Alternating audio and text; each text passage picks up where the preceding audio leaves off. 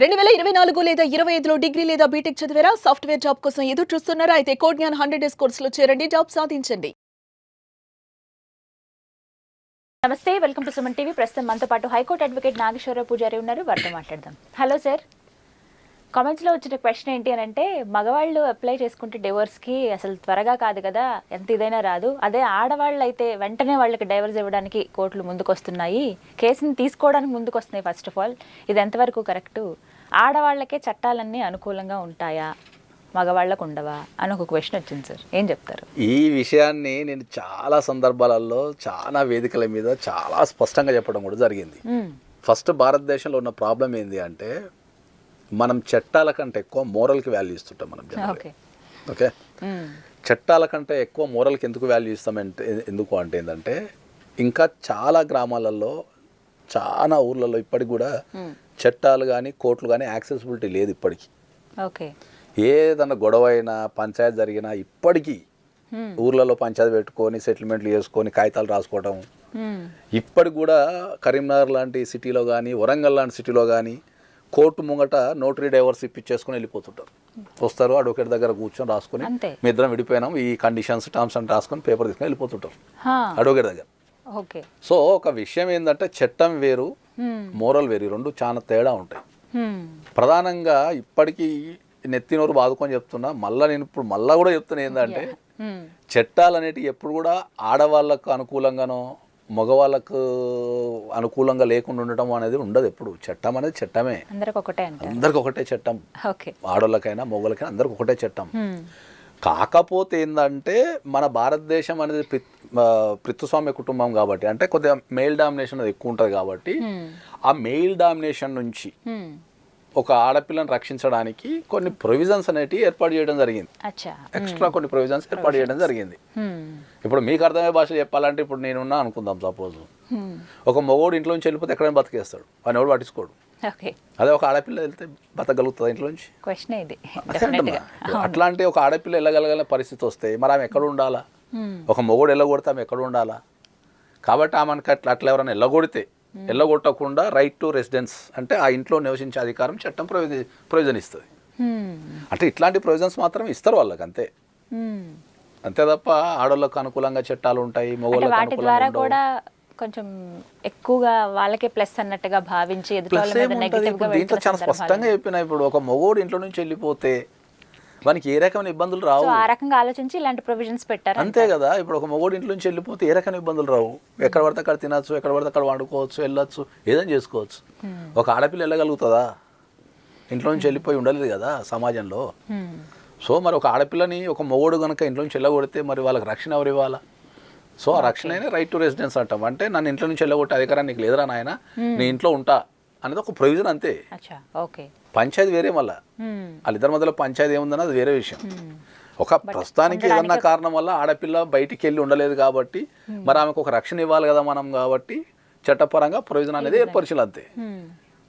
చట్టం వేరే. మళ్ళీ మరి ఇక్కడ వ్యూయర్ అడుగుతున్న పాయింట్లో చూసుకుంటే డైవర్స్ విషయానికి వస్తే మీకు ఎన్నో సందర్భాలలో ఎన్నో వేదికల మీద నాకు తెలిసి మీతో కూడా ఇప్పటికి 2-3 సార్లు మాట్లాడి ఉండొచ్చు దానిపైన. నేను డైవర్స్ విషయానికి వస్తే ఆడ మొగ అంటూ తేడా ఏముండదు.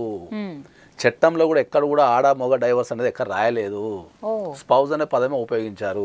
అది భార్య కావచ్చు, భర్త కావచ్చు, ఎవరైనా కావచ్చు. మా దగ్గరికి వచ్చిన చాలా మంది అడిగే క్వశ్చన్ ఇదే అడుగుతుంటారు, సార్ మగవాళ్ళు అప్లై చేసుకుంటే డైవర్స్ రాదంట కదా సార్ అంటారు. లేకపోతే మగవాళ్ళు ముందు అప్లై చేసుకోవద్దు కదా సార్ అంటారు. లేకపోతే మగవాళ్ళు అప్లై చేసుకుంటే భరణం ఇవ్వాలంట కదా సార్ అంటారు. ఓకే, లేకపోతే మగవాళ్ళు అప్లై చేసుకుంటే ఆమె ఒప్పుకుంటేనే డైవర్స్ వస్తుంది కదా అంటారు. ఇప్పుడు అక్కడ డైవర్స్ అనే పదం ఏంది జనరల్గా?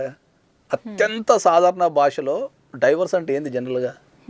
ఒక వ్యక్తితోని కలిసి జీవించలేని పరిస్థితి ఉంటే, ఈ వ్యక్తితోని ఈ కారణాల వల్ల నేను కలిసి జీవించలేను కాబట్టి ఆ వ్యక్తి నుంచి నాకు చట్టపరంగా నన్ను సపరేట్ చేయండి అనడమే డైవర్స్. అంతే, ఎంతో సింప్లిఫై దీన్ని. ఇంకా డైవర్స్ అనేది పెద్ద పదార్థం, అర్థం కాని పదార్థం ఏం కాదు.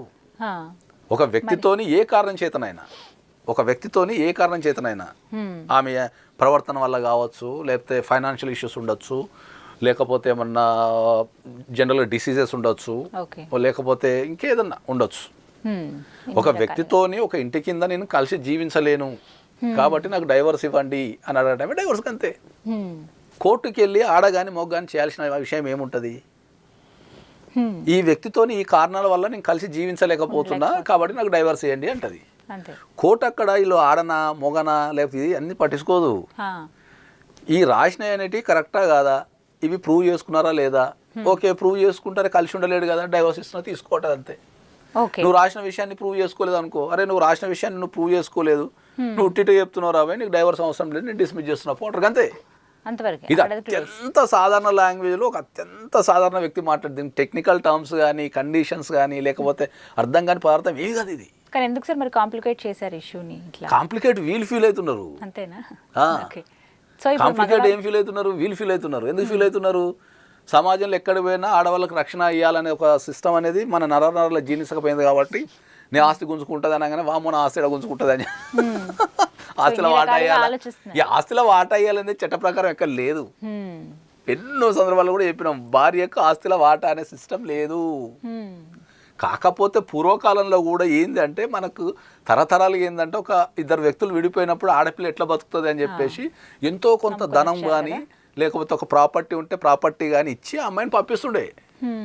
పిల్లలు ఉండొచ్చు కదా, పిల్లలు ఎట్లా బతకాలి వాళ్ళ చదువులు కదా అని చెప్పి అట్లా అది అట్లా బాగా మార్కెట్లో పాతకపోయింది. ఇంకా సో ఇంత మనం సింప్లిఫై చేసి ఇంత సింపుల్గా ఇంత నీట్గా మనం చెప్తుంటే కూడా మళ్ళీ ఇప్పటికి ఈ రోజు కూడా అడిగే క్వశ్చన్ ఏంది అంటే మొగోళ్ళు అప్లై చేసుకుంటే రాదంట కదా. ఓకే మొగోళ్ళు అప్లై చేసుకుంటే రాదంట కదా, మొగోళ్ళు ముందు అప్లై చేయొద్దంట కదా, పిల్లం ఒప్పుకుంటేనే వస్తుందంట కదా అంటారు.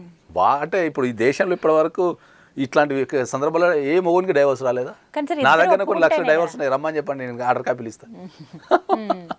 మీ దగ్గరికి మగవాళ్ళే ఫస్ట్ వచ్చున్నారా సార్ డివోర్స్? అందరూ వస్తారు. ఇప్పుడు ఎవరు బాధ కలిగితే వాళ్ళు వచ్చేస్తారు మన దగ్గరికి. ఆడవాళ్ళు మగవాళ్ళు అంటే ఏమి ఉండదు, అందరూ వస్తారు మన దగ్గరికి. కాకపోతే ఎక్కువ క్వశ్చన్స్ ఏంటంటే ఇవే క్వశ్చన్స్. మగవాళ్ళు వస్తే ఇవే క్వశ్చన్స్, వేసుకోవద్దంట కదా సార్, అట్లంట కదా ఇట్లంట కదా, మనం ముందు కేసు పెట్టడం కానీ రకరకాల క్వశ్చన్స్. మనం చాలా సందర్భాల్లో నేను ఎందుకు ఇంత చెప్తున్నా అంటే ఏంటంటే ఇప్పుడు ఒక విషయం మీద అవగాహన లేకపోవడం ద్వారా ఏం జరుగుతుంది ఎన్నో సందర్భాలు చెప్తున్నా నేను. నన్ను అందరూ తిడుతూనే ఉన్నారు ఇప్పటికి రోజు. నాకు సహతాగా శత్రువులు ఎక్కువ, క్లయింట్ పరంగా శత్రువులు ఎక్కువ, పేరు కంటే ఎక్కువ. ఎందుకంటే ప్రతి ఓడు నా పెన్లాంత నుంచి నువ్వు డైవర్స్ ఇప్పించినావు, నా మొగ్గు నుంచి డైవర్స్ ఇప్పించినావు అని కచ్చగడి తిరుగుతుంటారు. నేనేమంటా వీళ్ళందరికీ అర్థం కాని విషయం ఏంది, ప్రతిరోజు మనం టీవీలలో చూస్తూనే ఉన్నాం భర్తను చంపిన భార్య, భార్యను చంపిన భర్త, ప్రతిరోజు చూస్తున్నాం. అది కారణం ఏదైనా కావచ్చు, కారణం డబ్బు కావచ్చు, లేకపోతే ఇల్లీగల్ ఎఫైర్ కావచ్చు, అర్థం చేసుకోపోవటం కావచ్చు, తాగటం కావచ్చు, అది ఏ కారణమైనా కావచ్చు. నేనైతే ఒక 10 సంవత్సరాల క్రితం ఇంట్లో ఎప్పుడు మర్డర్ చూడలే, నేను ఓపెన్గా చెప్తున్నాను. 10 సంవత్సరాల క్రితం ఇంట్లో మర్డర్ చేసిన కల్చర్ లేదు అసలు, ఎక్కడ విన్నా లేదు. అసలు ఇంట్లో ఒక తెలిసిన వ్యక్తిని చంపడం అనేది లేదు ఎప్పుడు. కానీ ఇప్పుడు దారుణం. అప్పుడు ఏమైనా చంపడం అంటే ఏంది, ఆస్తి పంచాయతీలు, బయట వాళ్ళతో ఆస్తి పంచాయతీలు ఉండి, లేకపోతే ఏమన్నా రాజకీయ కక్షలు ఉండి, లేకపోతే సిద్ధాంతపరమైన కక్షలు ఉండి వ్యక్తిని చంపుకుంటుండే. ఇప్పుడు పక్కోడు నచ్చిండానో, లేకపోతే ఇటు తిరుగుతున్నావానో, లేకపోతే పైసలు ఇస్తాను లేడానో, తాగుతుండానో వాటికి చంపేస్తున్నారు. పిల్లల జీవితాలు ఎట్లా ఖరాబ్ అయిపోతాయి. రీసెంట్గా నాకు తెలిసి వైజాగ్లో కానిస్టేబుల్ చంపినట్టు అమ్మాయి. ఓకే, రీజన్ ఏందో నాకు తెలియదు, జనరల్ చెప్తున్నా.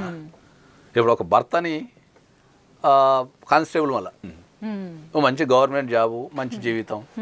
నేను ఏమంటే ఇప్పుడు చంపింది అమ్మాయి, సరే చంపి ఏం చేస్తుంది, ఇప్పుడు జీవితాంతం జైలు ఉండాల్సిందే కదా తన పరిస్థితి. మరి ఆ చంపే బదులు డైరెక్ట్ వచ్చి కోర్టులో డైవర్స్ వేసుకొని నాకు మొగుడు నచ్చలే నేను కలిసి ఉండాలంటే కథమైపోతుంది. The court will decide the issue. ఓ సంవత్సరం కొట్లాడుతావు, 2 సంవత్సరాలు కొట్లాడుతావు, ఓ 3 సంవత్సరాలు కొట్లాడుతావు, తర్వాత విడిపోతావు. జీవితాంతంతో మళ్ళీ సుఖంగా ఒక నచ్చిన వ్యక్తితోనో ఒంటరిగానో గడిపేస్తావు కదా. అది ఆలోచించట్లేదు ఎవరు. ఎందుకు ఆవేశపడుతున్నారు మీరు? ఒక రిలేషన్షిప్లో ఎందుకు ఆవేశపడుతున్నారు మీరు? అది నేను చెప్పేది. ఇది అర్థం చేసుకోకుండా ఏం చేస్తారు, నన్ను తిడుతుంటారు రోజు. నువ్వు డైవర్స్ ఇప్పించి సమాజాన్ని జడగొడుతున్నావు అని తిడుతుంటారు.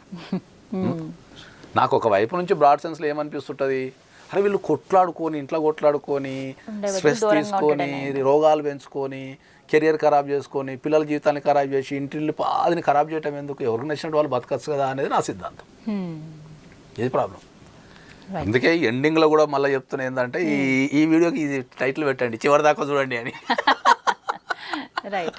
ఎండింగ్లో కూడా ఏం చెప్తున్నా ఏంటంటే మీరు డైవోర్స్ అప్లై చేసుకోవాలంటే ఆడ మగ తేడా ఏమీ ఉండదు, అందరికీ సమానమే, అందరూ ఒకటే. అందరికీ సమానమే ఉంటుంది చట్టము. Right sir. ఒక వ్యక్తితోని కలిసి జీవించలేను నేను అనుకున్నప్పుడు మీరు డైవోర్స్ అప్లై చేసుకోండి అంతే. గట్టిగా ఆలోచించండి, అరే ఈ వ్యక్తితో నేను జీవితాంతం బతకగలుగుతానా, ఈ వ్యక్తి నాకు సాయం చేయగలుగుతారా, అంటే సాయం అంటే వేరే సాయాలు కాదు, మనకు ప్రశాంతంగా ఉండగలుగుతామా అని చూసుకొని ఉండండి, లేకపోతే కూర్చొని ముచ్చబెట్టుకోండి, అప్పటికి నాకపోతే కోర్టుకు వచ్చి డైవర్స్ తీసుకోండి అంతే.